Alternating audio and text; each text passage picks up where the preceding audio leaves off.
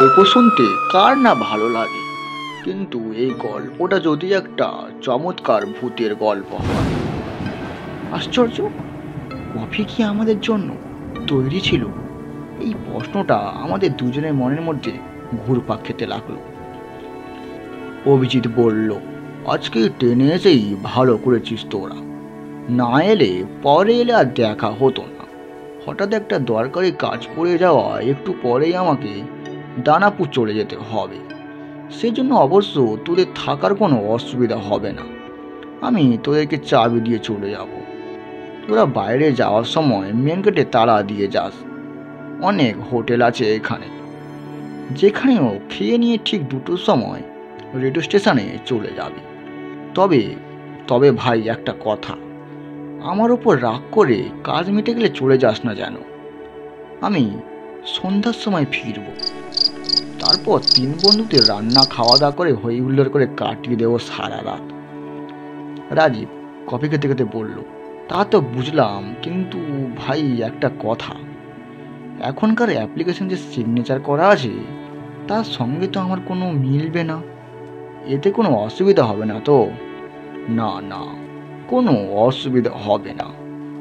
ওখানে গিয়ে ঝাঁঝির খোঁজ করবি, ঝাঁঝি সবই জানে। তাকে বলবি আমি পাঠিয়েছি তোকে, আর কেউ কিছু জিজ্ঞেস করবে না। আমাদের কফি খাওয়া যখন শেষ হলো, তখন একটু একটু করে ভোরের আলো ফুটে উঠেছে। অভিজিৎ উঠে দাঁড়িয়ে বলল, কিছু মনে করিস না ভাই, আমি চলি। আর আমার থাকার উপায় নেই, আমি ওদিক দিয়ে দরজা সিকিউরিটি চলে যাচ্ছি। তোরা বাইরের দরজায় তালা দিয়ে যাস। এই নে তালা চাবি নে। আমরা হাত পেতে তালা চাবি নিলাম। একটা দিন একটু মানিয়ে নে তোরা, নিতান্ত নিরুপায় হয়ে আমাকে চলে যেতে হচ্ছে বলে ভেতরে ঘরে ঢুকে দরজাটা বন্ধ করে দিল অভিজিৎ। আমরা দুজনে চুপচাপ বসে রইলাম কিছুক্ষণ। তারপর বাইরে বেরিয়ে দেখলাম কল কল, হাঁটা পায়খানা সব কিছুরই ব্যবস্থা আছে। আমরা দাঁত মেজে মুখ হাত ধুয়ে ঘরের দরজা বন্ধ করে মেন গেটে তালা দিয়ে বাইরে এলাম। সবে সকাল 6টা, ভয়েস টেস্ট দুপুর 2টোয়। যার অতিথি এলাম সেই যখন নেই, তখন মিছামিছি এখানে বসে থেকে সময় নষ্ট না করে চল একটু পাটনা শহরটা ঘুরে বেরিয়ে দেখে নি। পাটনা তো আমাদের কাছে আর পাটনা নয়, পাটলিপুত্র, মগধের রাজধানী। এটা সেই চোখ নিয়ে দেখতে হবে। 2 টাকা ঘন্টা হিসেবে একটা রিক্সা ভাড়া করে গোটা শহরটা আমরা প্রদক্ষিণ করে ঘুরতে লাগলাম। এখানে এসে অনেক ঘোরাঘুরি করার পরে মহেন্দ্রনগরে এসে আমরা রিক্সা ছাড়লাম।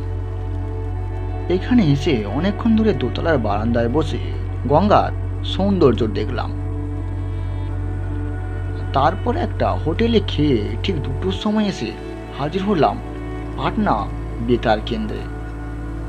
আমরা অফিস ঘরে গিয়ে কাগজ জমা দিতেই ওখানকার ইনচার্জ একবার তাকিয়ে দেখলেন আমার দিকে, তারপর হেসে বললেন, কে পাঠিয়েছে আপনাদের?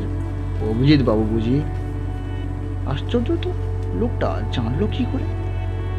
বললাম, হ্যাঁ অভিজিৎ বাবু আমাদের পাঠিয়েছেন, তবে আপনাদের চিঠি পেয়েই আমরা এসেছি।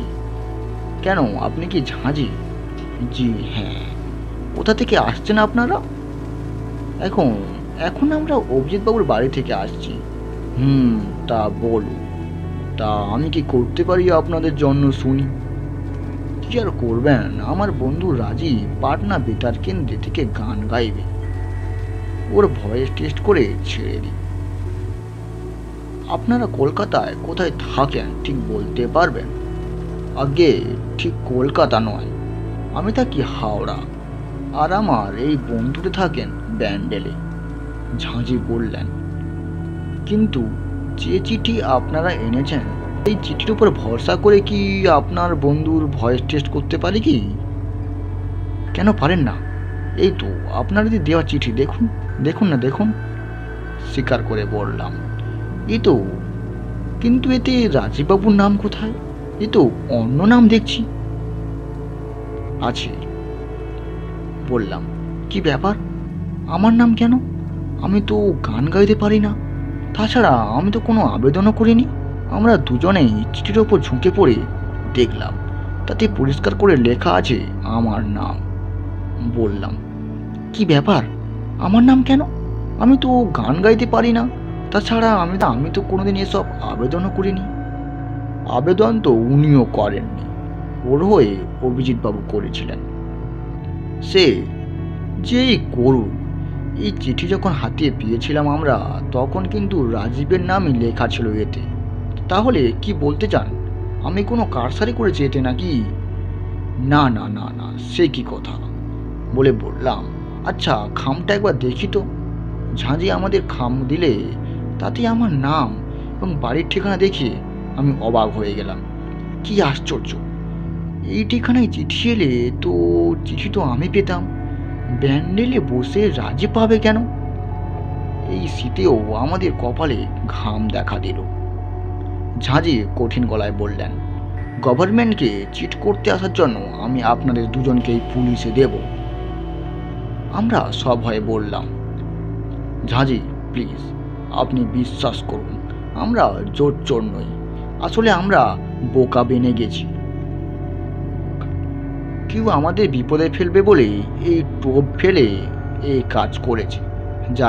ঝাঁঝি হেসে বললেন, যাক, আপনাদের অবস্থা দেখে খুব হাসি পাচ্ছে আমার।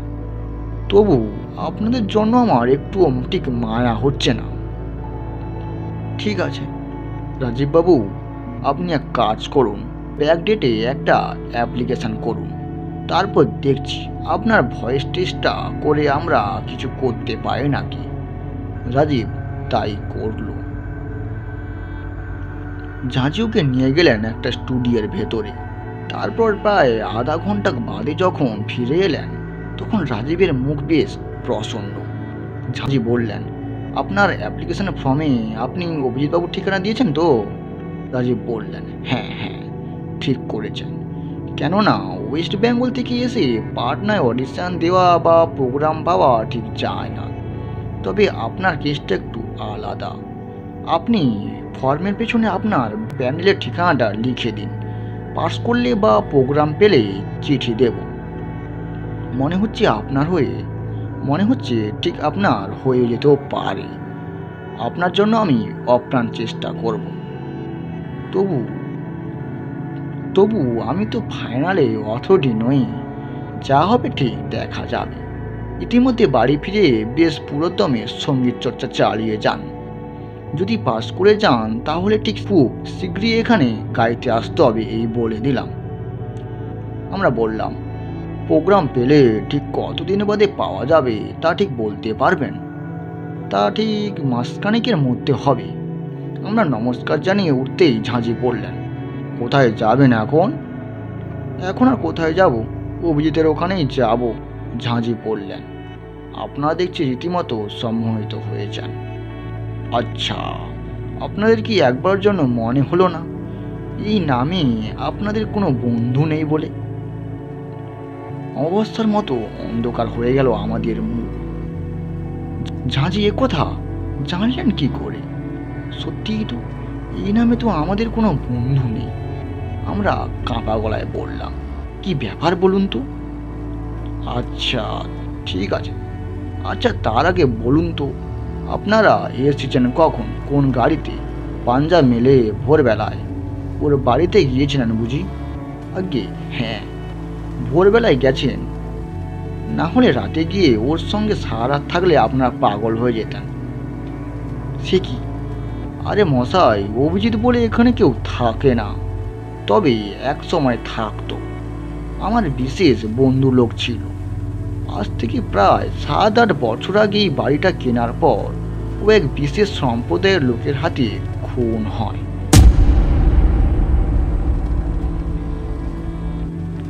আসলে যে বাড়িটা ও কিনেছিল সেটা ছিল মুসলমানদের বাড়ি। ভালো করে কাগজপত্র খতিয়ে না দেখায় কেনার ফলে অন্য এক শরীফ এসে ওকে খুন করে দেয়। তারপর থেকে প্রায় দেখা যায় 6 মাস 1 বছর অন্তর অন্তর বিভিন্ন অঞ্চল থেকে বেছে বেছে বাঙালি ছেলেমেয়েদের এইভাবে উড়োচিঠি দিয়ে এখানে ডেকে আনছে। এবং এর অলৌকিকতার দর্শন হিসেবে প্রতিবারই দেখা যাচ্ছে পরীক্ষার্থী তার কাগজে জমা দেওয়ার পর কাগজে হয় অন্য নাম হিসেবে ফুটে উঠছে, বা নয়তো কাগজ একদম সাদা হয়ে যাচ্ছে। এ নিয়ে আমরা বিরক্ত হয়ে গেছি ভাই। এমনিতেই অভিজিৎ খুবই ভালো ছেলে ছিল, গান বাজনা করিত, ছবি আঁকত। তা যাক, আপনার যেন ভুলে ওই বাড়িতে রাত কাটাবেন না, সোজা স্টেশনে চলে যান, স্টেশনে ফিরে যান। আমরা কাল বিলম্ব না করে স্টেশনে চলে গেলাম এবং বেশি টাকা দিয়ে 6 টাউনের পাটনা কোচে 2টো স্লিপার বার্থ রিজার্ভ করে সেই রাতেই পালিয়ে এলাম।